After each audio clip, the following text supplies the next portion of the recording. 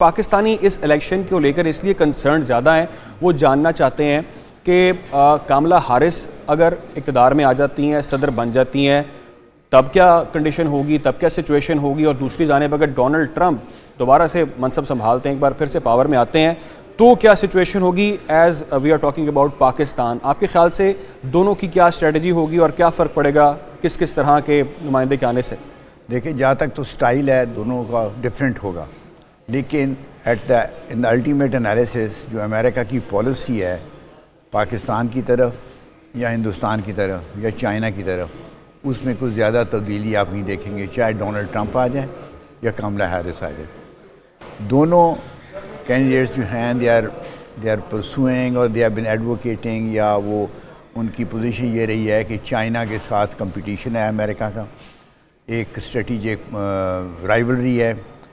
और वो उनकी एक टॉप प्रायोरिटी है उस राइवलरी को कैसे मैनेज करना है और चाइना के बढ़ते हुए असर को कैसे काउंटर करना है। अब इंडिया जो है, इंडिया की स्ट्रेटिजिक पार्टनरशिप है इस वक्त अमेरिका के साथ, और उसका सबसे बड़ा मकसद अमेरिका के लिए यही है कि हिंदुस्तान को इस्तेमाल करना, ये जो एशिया पैसिफिक रीजन है या इंडो पैसिफिक रीजन है, इसमें किस तरह से चाइना के बढ़ते हुए असर। अच्छा, मैं यहाँ पे कतई कलामी की माजरत चाहूँगा, इसमें कभी अमेरिका को कामयाबी मिल पाई आपके ख्याल से? अभी तक क्या स्टैंडिंग है करंटली अगर हम बात करें? वो उन्होंने देखें, अगर आप इस सारे खत्ते को देखें तो उन्होंने काफ़ी सारे स्टेप्स लिए हैं। एक तो जो उनकी अलाइंसेस थी, Japan, south Korea, Philippines, Thailand तो खैर बहुत मामूली है, लेकिन ऑस्ट्रेलिया, इनके साथ उन्होंने अपनी अलाइंसेस को स्ट्रेंथन किया है, अपग्रेड किया है, उनकी ज़्यादा पार्टनरशिप ख़ास और मिलिट्री में फील्ड में बढ़ाई है। दूसरा, उन्होंने इंडिया के साथ अपनी स्ट्रेटिजिक पार्टनरशिप को बहुत ज़्यादा तकवीत दी है। ये दोनों चीज़ें जारी रहेंगी चाहे डोनाल्ड ट्रंप साहब आएँ सदर बन के या। लेकिन कुछ आपने शायद पिछले चंद दिनों में आपने देखा हो कि कुछ खबरें ऐसी भी गर्दिश कर रही हैं कि एक यहाँ पर एक सियासी जमात है, उसके बानी जेल में है, और ये यहाँ पर कुछ अफवाहें ऐसी चल रही हैं, बातें ऐसी चल रही हैं कि जी अगर डोनाल्ड ट्रंप साहब पावर में आते हैं तो शायद वो जो बानी तहरीक इंसाफ की मैं बात कर रहा हूँ, वो जेल से बाहर उनको लेके आ सकते हैं। ये इसमें कितनी सदाकत है या ये र्यूमर्स क्यों सामने आते हैं? ये मेरा ख्याल में बहुत विशफुल थिंकिंग है। वो जो यानी उस पार्टी के जो मेंबरान हैं या सपोर्टर्स हैं, उनको वैसे तो विशफुल थिंकिंग में हक बनता है करते रहें, क्योंकि साइफर के मामला भी आपको याद होगा बड़े सारे अमेरिका के हवाले से। वो एक डिफरेंट चीज़ थी कि एक डोनाल्ड लू ने जो असिस्टेंट सेक्रेटरी थे और अभी भी हैं हमारे रीजन के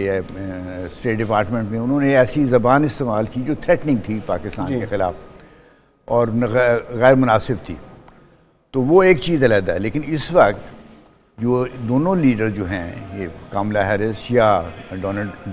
ट्रंप, उन्होंने कोई ऐसा बयान नहीं दिया, कोई ऐसी बात नहीं कही जिससे आप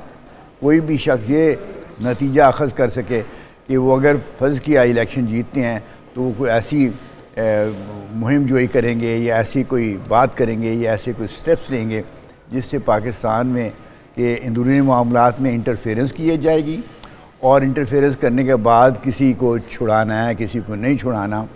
मेरा ख़्याल में they will be very careful, क्योंकि पाकिस्तान कोई छोटा मोटा मुल्क नहीं है, 25 करोड़ अवाम है, न्यूक्लियर पावर है, इस खित्ते में हमारी एक पोजीशन है। ठीक है, हमारी इकनॉमिक वीकनेसेस हैं और सियासी तौर पे हम